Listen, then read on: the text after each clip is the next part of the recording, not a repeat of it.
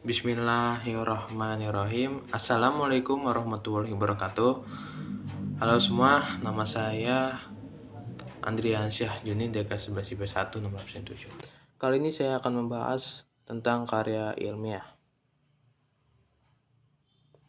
Yang pertama, pengertian karya ilmiah. Menurut KBBI atau Kamus Besar Bahasa Indonesia, karya ilmiah atau karya tulis yang dibuat dengan prinsip-prinsip ilmiah berdasarkan data dan fakta melalui observasi, eksperimen, dan kajian pustaka. Menurut Wiloka Daryana, karya ilmiah atau artikel ilmiah merupakan karya seorang ilmuwan atau pembangunan yang harus membangun ilmu pengetahuan, teknologi, dan seni yang didapat melalui literatur, pengalaman, serta penelitian. Pendapat para ahli tentang karya ilmiah, Munawar Samsudin berpendapat tulisan ilmiah adalah naskah yang membahas suatu masalah tertentu atas dasar konsepsi keilmuan tertentu dengan memilih metode penyajian tertentu secara utuh, teratur, dan konsisten. Yamilah dan Syamsurija berpendapat ragam karya ilmiah ditulis dari beberapa jenis berdasarkan fungsinya. Menurut pengelompokannya itu dikenal dengan ragam karya ilmiah seperti makalah, skripsi, tesis, dan disertasi. Broto Wijoyo berpendapat bahwa karangan ilmiah adalah karangan ilmu pengetahuan yang menyajikan fakta dan ditulis menurut metodologi penulisan yang baik dan benar. Kedua jenis-jenis karya ilmiah. Yang pertama, makalah adalah tulisan karya ilmiah yang mengarahkan suatu masalah dan pembahasan dengan tujuan untuk dibacakan di muka umum dalam suatu persidangan. Kedua, skripsi adalah suatu karya tulis ilmiah berupa paparan tulisan hasil penelitian sarjana S1 yang membahas suatu permasalahan atau fenomena dalam bidang ilmu tertentu dengan menggunakan kaidah-kaidah yang berlaku.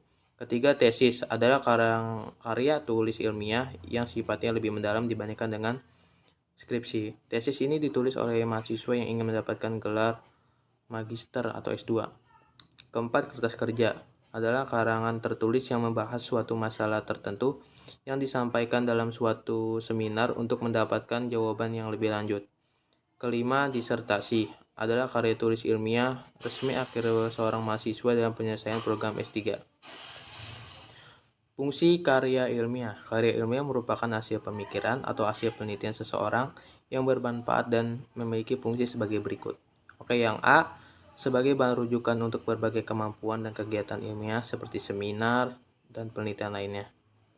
Yang B, sebagai diseminasi dalam kurung penyebaran ilmu seseorang ataupun kelompok tertentu yang akan lebih luas wawasan dan keilmuannya dengan membaca karya tulis ilmiah. Yang C, sebagai edukasi untuk menyebarkan kebenaran ilmu tertentu. Tujuan penulisan karya ilmiah. Karya ilmiah juga memiliki tujuan yang dituju. Karena seseorang yang ingin membuat karya ilmiah pasti ada ketujuannya, yaitu yang pertama, karya ilmiah bisa menjadi wahana untuk melatih ide. Yang kedua, menjadi wahana transformasi pengetahuan antara sekolah dan masyarakat. Ketiga, melatih keterampilan dasar dalam melakukan penelitian. Keempat, untuk membuktikan pengetahuan dan potensi ilmiah yang dilakukan baik siswa maupun mahasiswa dalam membacakan masalah yang dihadapinya. Kelima, melatih masyarakat dalam membaca yang efektif. Dan yang terakhir, memperoleh kepuasan intelektual. Susunan karya ilmiah.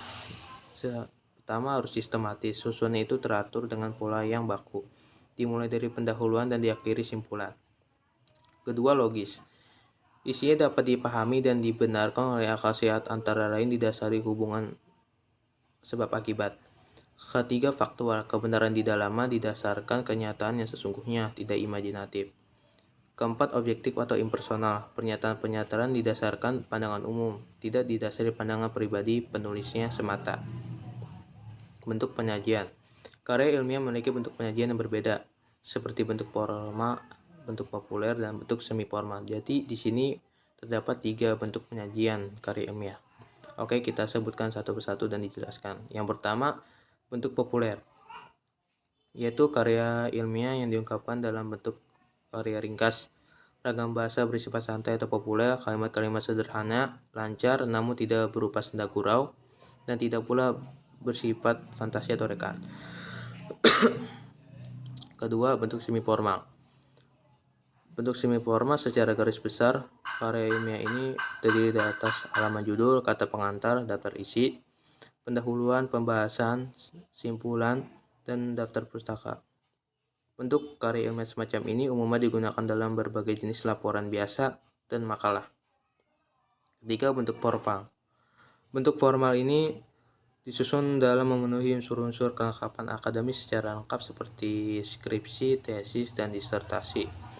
Unsur-unsur ilmiah dan bentuk formal meliputi hal-hal sebagai berikut.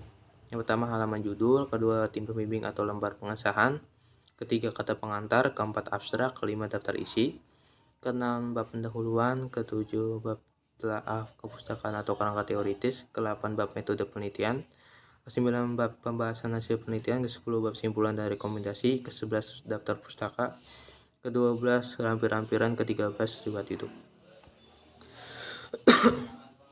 Karya ilmiah dibentuk oleh isi bagian awal, pendahuluan, tinjauan. Itu salah, bukan tinjauan, simpulan. Oke, menjelaskan struktur karya ilmiah. Yang pertama, halaman judul ya. Halaman judul ini berisi judul karya tulis ilmiah yang kita buat dan nama sekolah bila ada, ditulis menggunakan huruf kapital. Kedua, pendahuluan. Bagian ini mencakup latar belakang masalah, identifikasi masalah, pembatasan masalah, rumusan masalah, tujuan penelitian, dan manfaat atau kegunaan penelitian. Ketiga, rumusan masalah. Masalah adalah persoalan yang dianggap membingungkan oleh penulis. Pada umumnya ditanyakan dalam bentuk pertanyaan mengapa dan bagaimana. Dari pertanyaan itulah penulis ingin mengetahui masalah dan disertai alasan dan fakta. Keempat, tujuan penelitian. Tujuan penelitian merupakan pernyataan mengenai fokus pembahasan di dalam penulisan karya ilmiah berdasarkan masalah yang telah dirumuskan. Dengan demikian, tujuan tersebut harus sesuai dengan masalah yang dirumuskan pada karya ilmiah. Kelima, manfaat. Manfaat dalam karya tulis ilmiah merupakan kegunaan dari penulisan karya ilmiah.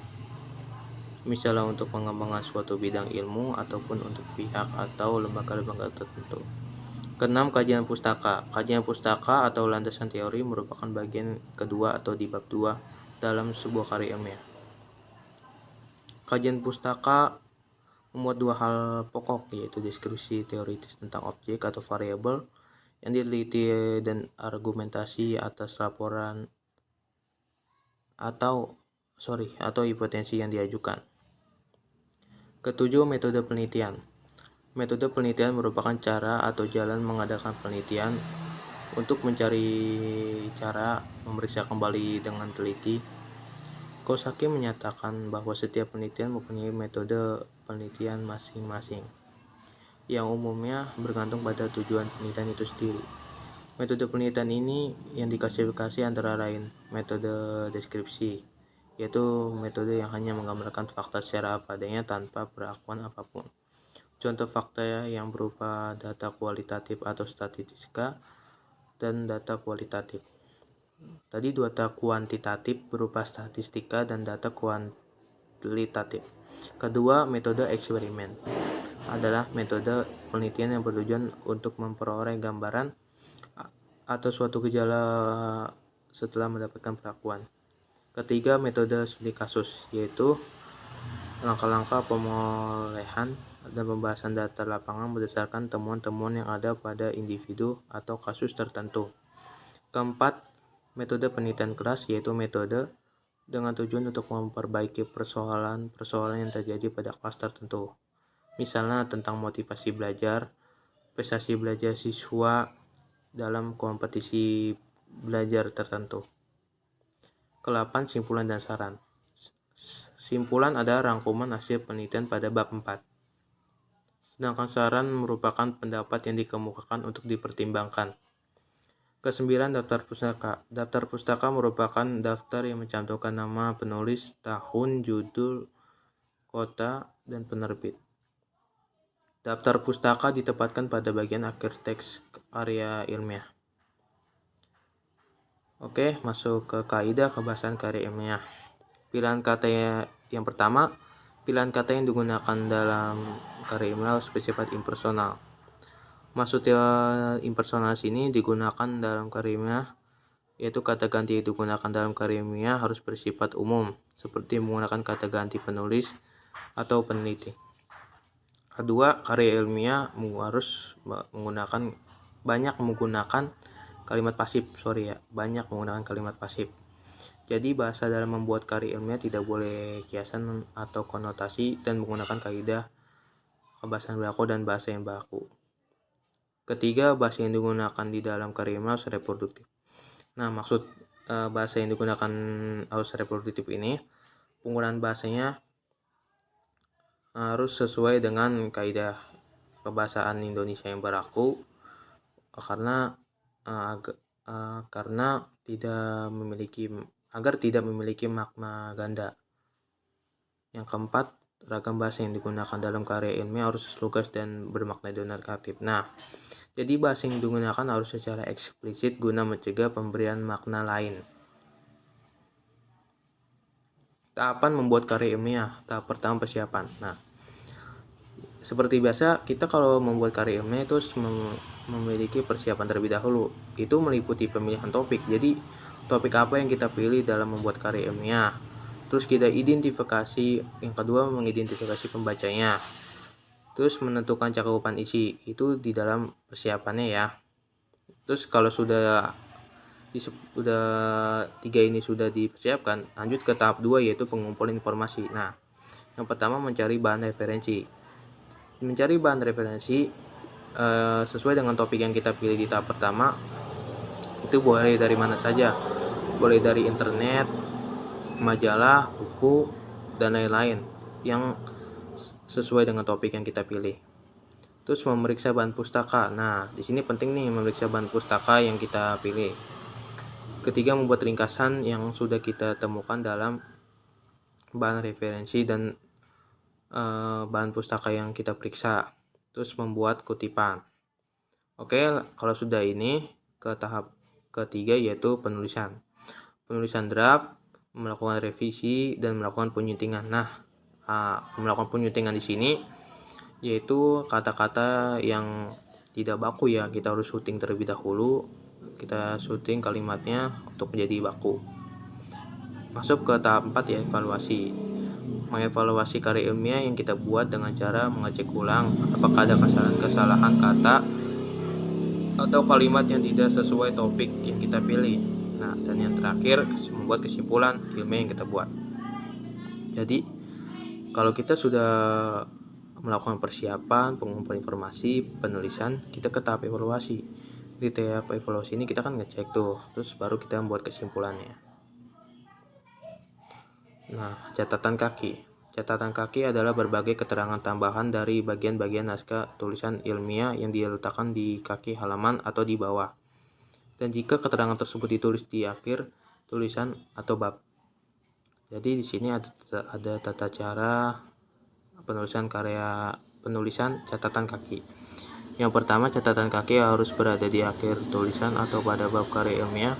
Yang kedua, jika ditulis lebih satu baris kedua dan seterusnya dimulai seperti margin teks biasa atau teks pada margin kiri.